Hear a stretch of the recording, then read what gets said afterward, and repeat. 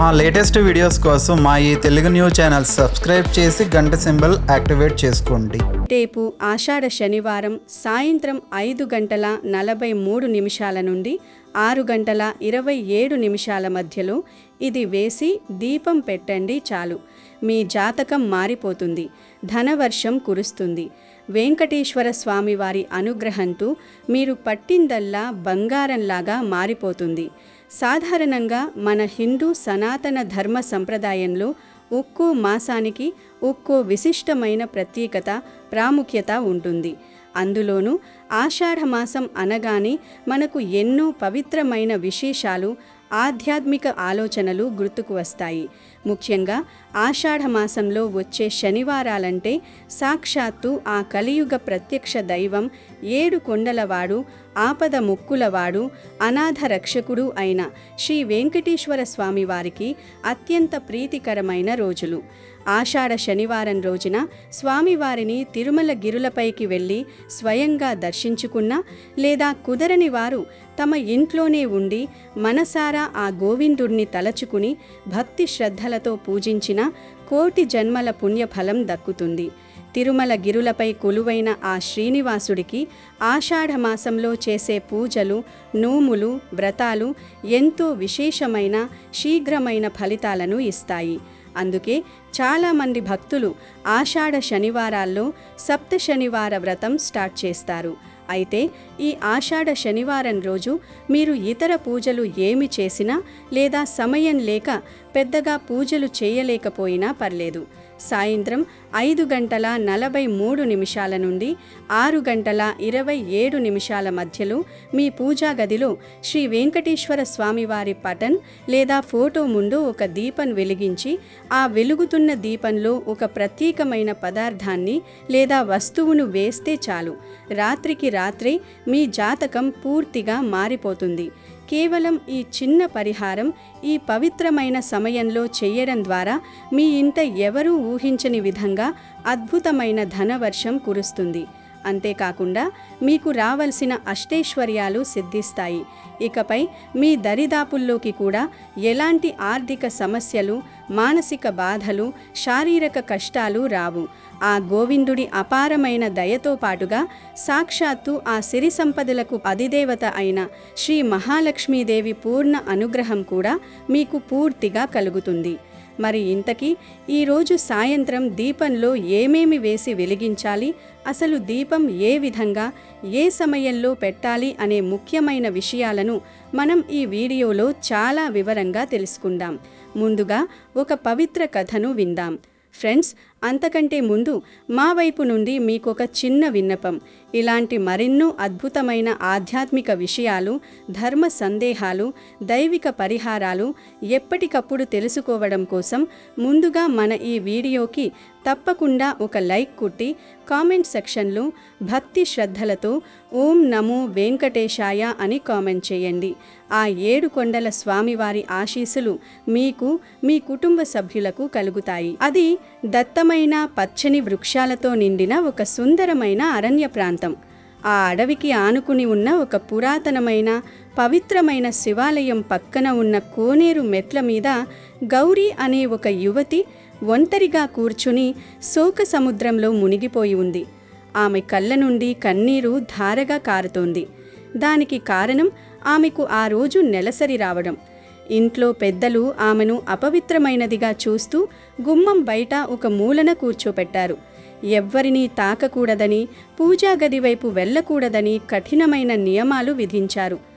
ఆడజన్మ ఎందుకింత శాపగ్రస్తమైనది? దేవుడు ఆడవారికి మాత్రమే ఈ నెలసరి కష్టాన్ని, ఈ అంటరానితనాన్ని ఎందుకిచ్చాడు? అసలు ఈ సమయంలో స్త్రీని ఎందుకు అంత దూరంగా ఉంచుతారు అని తనలో తాను కుమిలిపోతూ దేవుణ్ణి నిలదీస్తూ ఏడుస్తోంది గౌరీ. ఆ సమయంలో ఆ అడవి పొదల్లో నుండి ఒక అద్భుతమైన, కాంతివంతమైన నీలం, ఆకుపచ్చ రంగుల ఈకలు కలిగిన ఒక అందమైన నెమలి ఆమె ముందుకు వచ్చింది. ఆ నెమలి కళ్ళలో ఏదో తెలియని దివ్యత్వం ఉట్టిపడుతోంది. అది తన పింఛాన్ని విప్పి గౌరీ వైపు చాలా జాలిగా చూస్తూ ఆశ్చర్యకరమైన, స్పష్టమైన మానవ స్వరంతో మాట్లాడటం మొదలుపెట్టింది. ఓ అమ్మా గౌరీ, ఎందుకంతలా విలపిస్తున్నావు? ఈ సృష్టిలో ప్రతి జీవికి, ప్రతి నియమానికి వెనుక ఒక పరమార్థం ఉంటుంది. ఆడవారికి నెలసరి రావడం అనేది ఒక శాపం కాదు, అది సృష్టిని కాపాడే ఒక గొప్ప త్యాగం అంది ఆ నెమలి మధురమైన స్వరంతో. ఈ మాటలు వినగానే గౌరి ఉలిక్కిపడి కళ్ళు తుడుచుకుని చుట్టూ చూసింది. అక్కడ ఎవరూ మనుషులు లేరు. తన ముందు నిలబడి తన కళ్ళలోకి సూటిగా చూస్తున్న ఆ నెమలి వైపు ఆశ్చర్యంగా చూసింది. ఓ నెమలి, నువ్వు మాట్లాడుతున్నావా? అసలు నువ్వు ఎవరు? ఒక పక్షి మనిషిలా మాట్లాడటం ఏమిటి? నా భ్రమ లేక దేవుని మాయా అని వణుకుతున్న స్వరంతో కన్నీళ్లు ఆరని కళ్ళతో అడిగింది గౌరి. అప్పుడు ఆ నెమలి చిరునవ్వు చిందిస్తున్నట్లుగా తన పింఛాన్ని కొద్దిగా కదిలించి, గౌరీ, భయపడకు, నేను నీ శ్రేయోభిలాషిని. నీ మనసులోని వేదనను చూసి తట్టుకోలేక నీకొక మహా సత్యాన్ని బోధించడానికి వచ్చాను. నేను ఎవరూ నీకు కథ చివరలో తెలుస్తుంది. కానీ ముందుగా నేను చెప్పేది విను. నెలసరి సమయంలో స్త్రీని తాకితే ఏం జరుగుతుందో తెలిస్తే నువ్వు ఖచ్చితంగా ఆశ్చర్యపోతావు. ఈరోజు నీ కన్నీళ్లు తుడవడానికి నెలసరి వెనుక ఉన్న అసలైన దైవిక రహస్యాన్ని నీకు వివరిస్తాను. నువ్వు అనుకుంటున్నట్లుగా మహిళలకు దేవుడు ఊరికే ఈ బాధను ఇవ్వలేదు. దీని వెనుక పురాణ కాలంలో జరిగిన ఒక అతి పెద్ద సంఘటన ఉంది అని నెమలి చెప్పడం ప్రారంభించింది. గౌరీ, పూర్వం త్వత్త అనే ఒక గొప్ప ప్రజాపతి ఉండేవాడు. ఆయనకు సర్వ విజ్ఞానపరుడైన అపారమైన వేద జ్ఞానం కలిగిన విశ్వరూపుడు అనే ఒక కుమారుడు పుట్టాడు. ఆ విశ్వరూపుడికి 3 తలలు ఉండేవి. అతడు ఒక నోటితో సురాపానము, ఇంకో నోటితో సోమపానము, 3వ నోటితో అన్నము తినేవాడు. అతని జ్ఞానానికి, తపస్సుకు మెచ్చి దేవతలందరూ ఏకగ్రీవంగా అతనికి దేవగురువు స్థానాన్ని కల్పించారు. స్వయంగా దేవేంద్రుడు కూడా అతని వద్ద నారాయణ కవచం అనే మహామంత్రాన్ని ఉపదేశంగా పొందాడు. అయితే గురుస్థానంలో ఉన్న విశ్వరూపుడి తల్లి రాక్షస వంశానికి చెందిన వాళ్ళు కావడం వల్ల అతడు దేవతలతో పాటు రహస్యంగా రాక్షసులకు కూడా యజ్ఞభాగం కల్పిస్తున్నాడని దేవేంద్రుడికి తెలిసింది. రాక్షసులు ఎక్కడ బలపడిపోయి దేవలోకాన్ని ఆక్రమించర్దారా అన్న భయంతో విచక్షణ కోల్పోయిన ఇంద్రుడు తన చేతులతో తన గురువైన విశ్వరూపుడి 3 తలలను ఖండించి దారుణంగా సంహరించాడు. గురుస్థానంలో ఉన్న విశ్వరూపుణ్ణి, పైగా తనకు నారాయణ కవచం ఉపదేశించిన సర్వశ్రేష్ఠుణ్ణి చంపిన కారణంగా ఇంద్రుడికి అత్యంత భయంకరమైన బ్రహ్మహత్యా దోషం ఆవహించింది. ఆ దోషం ఒక చీకటి నీడలా ఇంద్రుణ్ణి పట్టి పీడించడం మొదలుపెట్టింది. ఆ భయంకరమైన పాపభారాన్ని దేవేంద్రుడు 1 సంవత్సరం పాటు నరకం అనుభవిస్తూ భరించాడు. ఇక ఆ దోషాన్ని భరించలేక బ్రహ్మదేవుణ్ణి శరణు వేడగా ఆ దోషాన్ని 4 భాగాలు చేసి పంచమని బ్రహ్మ సూచించాడు. అప్పుడు ఇంద్రుడు ఆ మహాపాపాన్ని భూమికి, నీటికి, చెట్లకు, స్త్రీలకు సమానంగా పంచాడు. మొదటిగా ఆ దోషాన్ని స్వీకరించినందుకు ఇంద్రుడు భూమికి ఒక గొప్ప వరం ఇస్తాడు. భూమి మీద ఎంత లోతైన గొయ్యి తవ్వినా సరే అది కాలక్రమేణా తిరిగి యథారూపం సంతరించుకుని పూడిపోయేటట్లు వరమిచ్చి దానికి ప్రతిగా బ్రహ్మహత్య పాపంలో 1 వంతు భూమికిచ్చాడు. ఆ తర్వాత నీటికి ఇంకొక భాగం ఇచ్చి దానికి ప్రతిగా నీటిలో ఎన్ని కల్మషాలు చేరి అపవిత్రమైనా సరే పారే నీరు తిరిగి తనను తాను పవిత్రంగా మార్చుకునేలా వరమిస్తాడు. చెట్లకు కూడా ఒక అద్భుతమైన వరమిస్తాడు. ఎన్నిసార్లు వాటి కొమ్మలను కొట్టివేసినా తిరిగి చిగురించి ప్రాణం పోసుకునేలా వరమిచ్చి దానికి ప్రతిగా ఇంకొక వంతు పాపాన్ని చెట్లకు ఇస్తాడు. ఇక చివరగా మిగిలిన ఆఖరి వంతు బ్రహ్మహత్య పాపాన్ని స్వీకరించడానికి స్త్రీలు అంగీకరిస్తారు. దానికి ప్రతిఫలంగా ఇంద్రుడు మహిళలకు అపరిమితమైన కామసుఖాలతో పాటు సృష్టిని ముందుకు తీసుకెళ్లే మాతృత్వపు మాధుర్యాన్ని, సంతానం కలిగే గొప్ప శక్తిని వరంగా ఇస్తాడు. అలా ఇంద్రుడు ఆ బ్రహ్మహత్య దోషం నుంచి విముక్తి పొందాడు.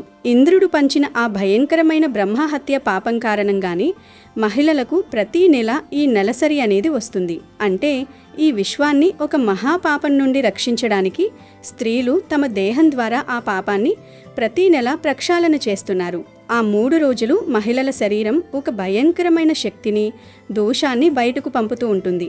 ఆ సమయంలో ఎవరైనా పురుషులు మహిళలను తాకినా లేదా వారితో సంభోగం చేసినా ఆ స్త్రీ దేహంలో నుండి బయటకు వెళ్తున్న ఆ బ్రహ్మహత్య పాపం నేరుగా ఆ పురుషుడికి తగులుతుంది. అందుకే నెలసరి సమయంలో భార్యాభర్తలు కలవకూడదని, స్త్రీలను తాకకూడదని మన శాస్త్రాలు ఘోషిస్తున్నాయి. ఆ సమయంలో స్త్రీలు కూడా తమను తాము కాపాడుకోవడానికి కొన్ని నియమాలు పాటించాలి. అవి పాటించకపోతే ఎంతటి అనర్థాలు జరుగుతాయో వివరించడానికి నీకు సుమతి అనే ఒక బ్రాహ్మణుని కథను చెబుతాను విను గౌరీ అని ఆ నెమలి తన కథను కొనసాగించింది. పూర్వం కళింగ రాజ్యంలో ఒక అత్యంత అందమైన సుసంపన్నమైన నగరం ఉండేది. ఆ నగరంలో సుమతి అనే ఒక బ్రాహ్మణుడు నివసిస్తున్నాడు. సుమతి చిన్న వయసులోనే అన్ని వేదాలను, శాస్త్రాలను పుక్కిటపట్టి చదివాడు. అతను ఎంతో మంచి గుణవంతుడు, అపారమైన దైవభక్తి కలిగినవాడు. అతను ప్రతిరోజు తన ఇంట యజ్ఞాలు, యాగాలు చేస్తూ అడిగిన వారికి లేదనకుండా దాన ధర్మాలు చేస్తూ ఉండేవాడు. సుమతి భార్య కూడా ఎంతో గుణవంతురాలు,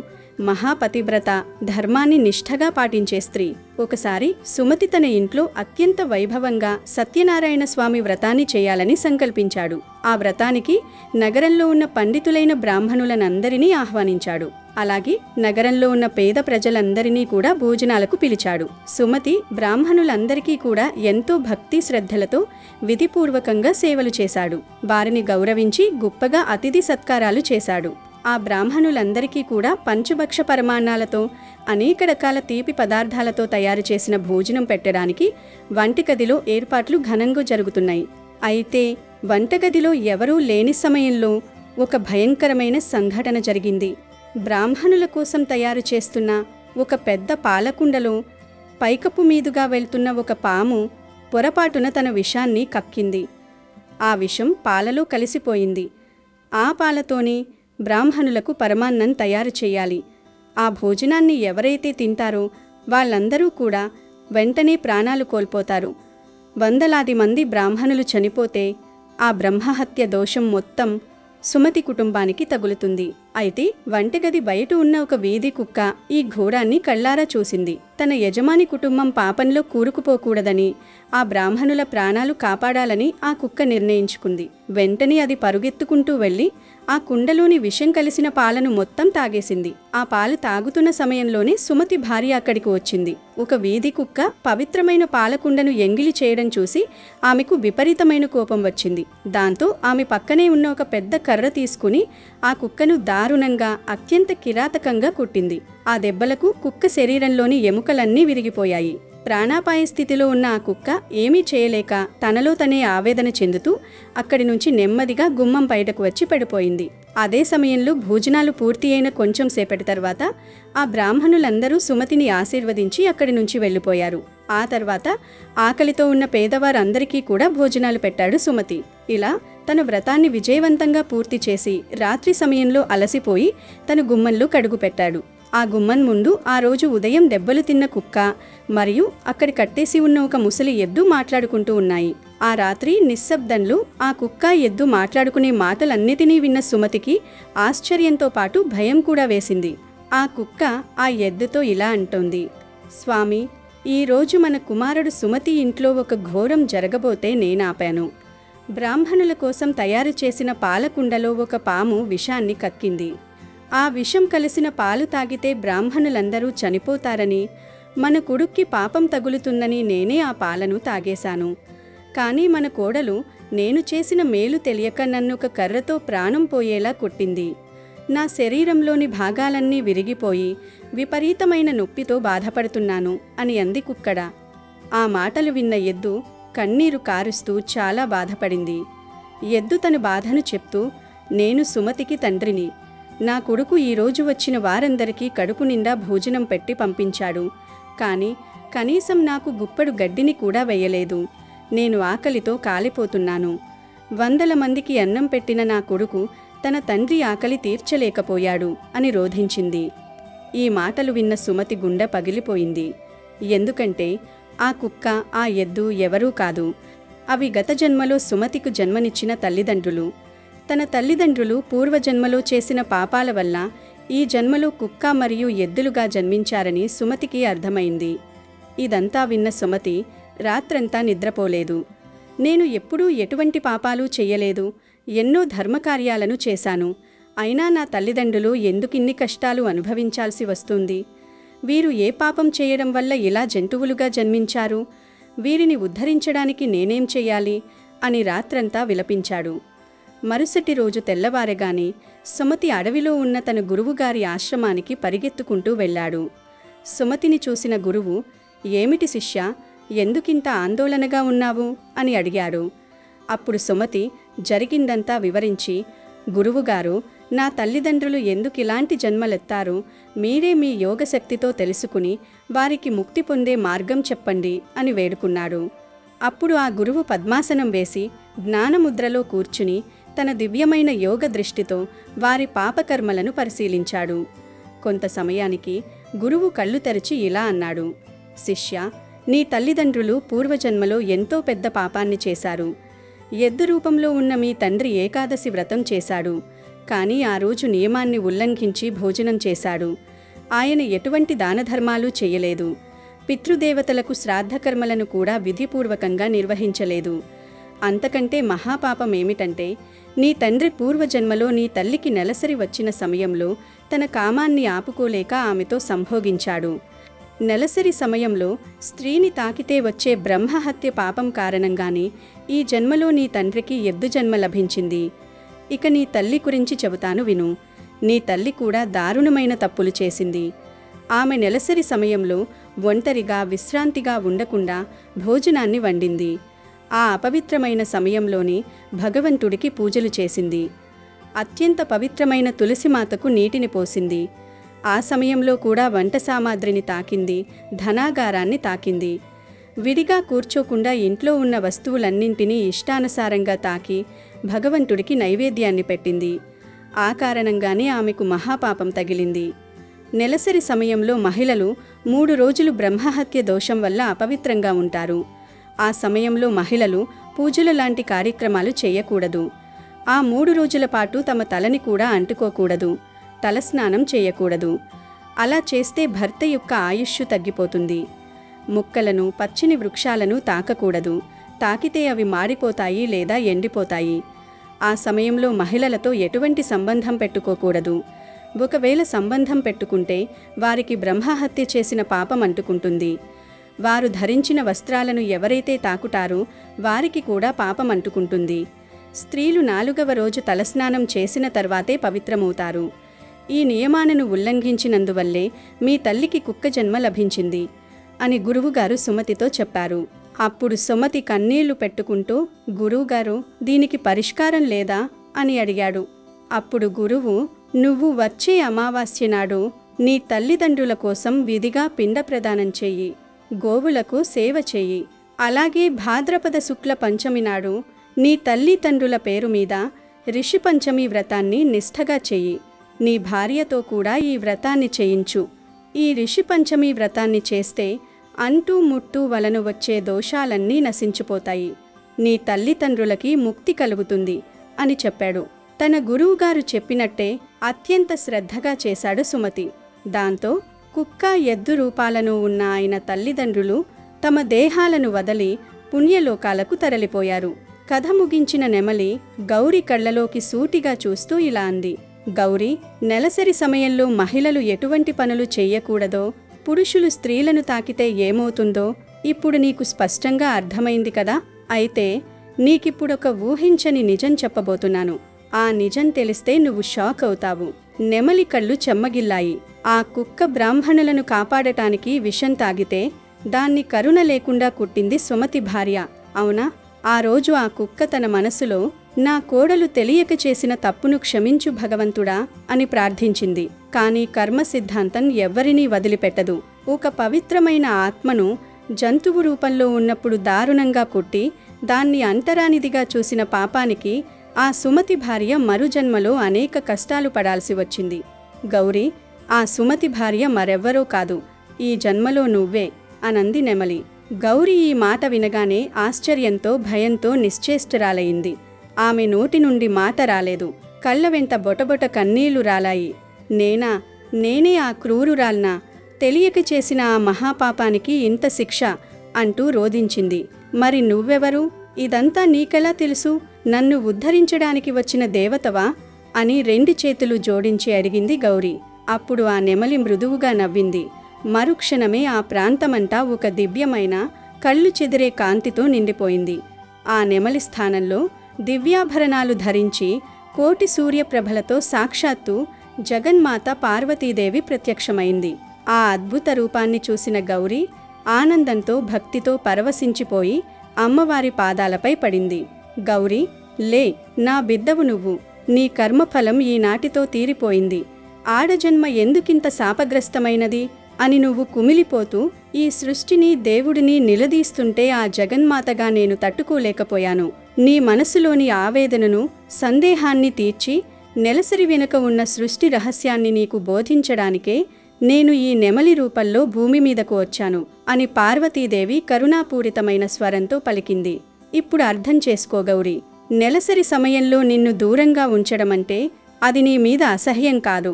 ఇంద్రుడి బ్రహ్మహత్యా దోషాన్ని మోస్తున్న నీ శరీరానికి పూర్తి విశ్రాంతి కావాలి. ఆ సమయంలో నీ శరీరంలో ఉన్న అగ్నిలాంటి శక్తి ఇతరులకు సోకకుండా ఉండటానికే నిన్ను దూరంగా ఉంచుతారు. అదొక శిక్ష కాదు, ప్రకృతి నీకిచ్చిన ఒక రక్షణ కవచం. ఎవరైతే పురుషులు ఆ సమయంలో మహిళలను తాకుతారో వారికి ఆ బ్రహ్మహత్య పాపం తగులుతుంది. నువ్వు ఆనాడు చేసిన పాపానికి ఈనాటితో ప్రాయశ్చిత్తం పూర్తయింది. ఇక ఏరుపు మాని సృష్టికి మూలమైన స్త్రీగా పుట్టినందుకు గర్వించు అని దీవించి పార్వతీదేవి చిరునవ్వుతో అంతర్ధానమైంది. గౌరి మనసులోని భారమంతా ఒక్కసారిగా తొలగిపోయింది. సాక్షాత్తు పార్వతీదేవియే వచ్చి తన సందేహాన్ని తీర్చడంతో ఆమె జన్మ ధన్యమైంది. నెలసరి సమయంలో స్త్రీని ఎందుకు దూరంగా ఉంచుతారో, తాకితే ఏం జరుగుతుందో తెలుసుకున్న ఆమెకు జీవితం మీద, సృష్టి ధర్మం మీద అపారమైన గౌరవం పెరిగింది. ఈ రహస్యం ఎవరికైనా తెలిస్తే నిజంగానే ఆశ్చర్యపోతారు. స్త్రీమూర్తిని దేవతలా పూజిస్తారు అని తనలో తాను అనుకుంటూ ఒక దివ్యమైన ప్రశాంతతతో తన ఇంటివైపు అడుగులు వేసింది గౌరీ. ఇక ఏమాత్రం ఆలస్యం చేయకుండా వీడియోలోకి వస్తే, ఆషాఢ శనివారం అనగానే మనందరికీ ఎంతో పవిత్రమైన రోజు అని మనకు తెలుసు. ఈరోజు సాయంత్రం 5:43 నుండి 6:27 మధ్య కాలాన్ని ఒక అద్భుతమైన దైవిక ముహూర్తంగా శాస్త్రాలు చెబుతున్నాయి. ఈ సమయంలో మీరు కాళ్ళు చేతులు శుభ్రంగా కడుక్కోవాలి. వీలైతే తల స్నానం లేదా మామూలు స్నానం చేసినా చాలా మంచిది. శుచిగా స్నానం చేసిన తర్వాత లేదా కాళ్ళు చేతులు కడుక్కున్న తర్వాత మీ పూజా గదిని శుభ్రం చేసుకోవాలి. పూజా గదిలో శ్రీ వెంకటేశ్వర స్వామివారి ఫోటో ముందు చక్కగా ఒక ఇత్తడి లేదా మట్టి లేదా వెండి ప్రమిదను ఉంచి అందులో స్వచ్ఛమైన ఆవు నెయ్యి లేదా నువ్వుల నూనెను పోసి 2 ప్రత్తివత్తులు వేసి భక్తితో దీపం పెట్టండి. మీకు సమయం ఉంటే బియ్యపిండితో పిండి దీపం పెడితే ఇంకా మంచిది. లేదు, అంత టైం లేదు అనేవారు ఇలా మామూలుగా దీపం పెట్టినా సరిపోతుంది. అది మీ చాయిస్. ఇలా భక్తి శ్రద్ధలతో పిండి దీపం లేదా మామూలు దీపం పెట్టిన తర్వాత ఆ దీపంలో కొద్దిగా పచ్చకర్పూరం, అలాగే పంచదార, 2 యాలకులు వెయ్యాలి. వెలుగుతున్న దీపంలో ముందుగా కొద్దిగా పచ్చకర్పూరం పొడిని కానీ లేదా మన ఇళ్లలో నిత్యం దేవుడికి హారతి ఇవ్వడానికి ఉపయోగించే సాధారణ కర్పూరాన్ని కానీ కొద్దిగా నలిపి ఆ దీపం నూనెలో వెయ్యాలి. కర్పూరం అంటే స్వామివారికి ఎంతో ఇష్టమన్న విషయం మనందరికీ తెలిసిందే. ఆయన కర్పూర ప్రియుడు. నిత్యం కర్పూర నీరాజనాలను స్వీకరించే ఆనంద నిలయుడు. కర్పూరం వెలుగుతున్నప్పుడు వచ్చే ఆ సుగంధం, ఆ వాసన దేవుడికి ఎంతగానో ఆనందాన్నిస్తుంది. కర్పూరం ఎలాగైతే తనను తాను పూర్తిగా కరిగించుకుంటూ ఇతరులకు సువాసనను, వెలుగును పంచుతుందో, మన జీవితంలో కూడా ఆ భగవంతుడు మనలోని అజ్ఞానాన్ని, పాపాలను, కర్మలను కరిగించి జ్ఞాన వెలుగులు నింపుతాడు. కర్పూరాన్ని దీపంలో వేయడం వల్ల ఆ పూజా ప్రదేశమంతా ఒక సానుకూల శక్తి అనగా పాజిటివ్ ఎనర్జీ వస్తుంది. స్వామివారికి ఈ కర్పూరం వేసిన దీపాన్ని చూపించడం ద్వారా ఆయన మనసు కరిగి మన కోరికలను త్వరగా తీరుస్తాడని ప్రగాఢ విశ్వాసం. కాబట్టి మొదటి వస్తువుగా కర్పూరాన్ని తప్పనిసరిగా ఆ దీపంలో వెయ్యాలి. ఆ తర్వాత పంచదార వేయండి. కర్పూరం వేసిన తర్వాత ఒక చిన్న చిటికెడు పంచదారను తీసుకుని ఆ వెలుగుతున్న దీపంలో నెమ్మదిగా వేయాలి. పంచదార అనేది తీపికి, మాధుర్యానికి సంకేతం. ఇలా పంచదార వేయడం వలన మన జీవితం కూడా ఈ పంచదారలాగా ఎప్పుడూ మధురంగా, తీయగా, ఎలాంటి ఒడిదుడుకులు, కష్టాలు లేకుండా సాఫీగా సాగిపోతుంది. కాబట్టి ఈ శనివారం దీపంలో పంచదార వేయడం అస్సలు మర్చిపోకండి. ఇక 3వ వస్తువు, అలాగే చివరి వస్తువు యాలకులు. దీపంలో కర్పూరం, పంచదార వేసిన తర్వాత 2 యాలకులు తీసుకుని వాటిని కొద్దిగా చితక్కొట్టి లేదా దంచి ఆ దీపంలో వెయ్యాలి. యాలకులు అనగానే వాటి నుండి వచ్చే సువాసన మన మనస్సుకు ఎంతో ప్రశాంతతను ఇస్తుంది. ఆధ్యాత్మికంగా యాలకులకు మన శాస్త్రాలలో చాలా గొప్ప ప్రాముఖ్యత ఉంది. శ్రీ మహాలక్ష్మీదేవికి యాలకుల సువాసన అంటే చాలా ఇష్టం. ఎక్కడైతే యాలకుల సువాసన వస్తుందో అక్కడ సాక్షాత్తు ఆ శ్రీ మహాలక్ష్మి అమ్మవారు కొలువై ఉంటుందని పెద్దలు చెబుతుంటారు. అలాగే శ్రీ వెంకటేశ్వర స్వామివారికి చేసే ప్రసాదాలలో కూడా మనం తప్పకుండా యాలకులను వాడతాం. ఈ 2 యాలకులను వెలుగుతున్న దీపంలో వేయడం ద్వారా ఇంట్లో ఉన్న దరిద్రమంతా పారిపోతుంది, నెగిటివ్ ఎనర్జీ నశించిపోతుంది. ఈ విధంగా ఆషాఢ శనివారం రోజు సాయంత్రం దీపం పెట్టి అందులో ముందుగా కర్పూరం, తరువాత పంచదార, చివరిగా 2 యాలకులు, ఈ 3 పవిత్రమైన వస్తువులను వేసి స్వామివారిని మనసారా భక్తితో వేడుకుంటే చాలు, మీ కష్టాలన్నీ పటాపంచలైపోతాయి. ఏళ్ల తరబడి మిమ్మల్ని మానసికంగా, శారీరకంగా పీడిస్తున్న జాతక దోషాలన్నీ పూర్తిగా తొలగిపోతాయి. ఇంట్లో భార్యాభర్తల మధ్య, అన్నదమ్ముల మధ్య ఉన్న గొడవలు పోతాయి. అన్నింటికీ మించి మీకు ఊహించని విధంగా ధనం విపరీతంగా వస్తుంది. మీరు పట్టుకున్నదల్లా బంగారమవుతుంది. మీ జీవితం సుఖ సంతోషాలతో, సిరి సంపదలతో తులతూగుతుంది. గనుక ఈ ఆషాఢ శనివారం రోజు సాయంత్రం ఈ విధంగా దీపం పెట్టి శుభ ఫలితాలను పొంది సంతోషంగా జీవించండి. అమెజాన్లో బెస్ట్ డిస్కౌంట్స్ కోసం వీడియో డిస్క్రిప్షన్లో లింకు ఉంది, చూడండి. అలాగే మా టెలిగ్రామ్ ఛానల్ సబ్స్క్రైబ్ చేసుకోండి.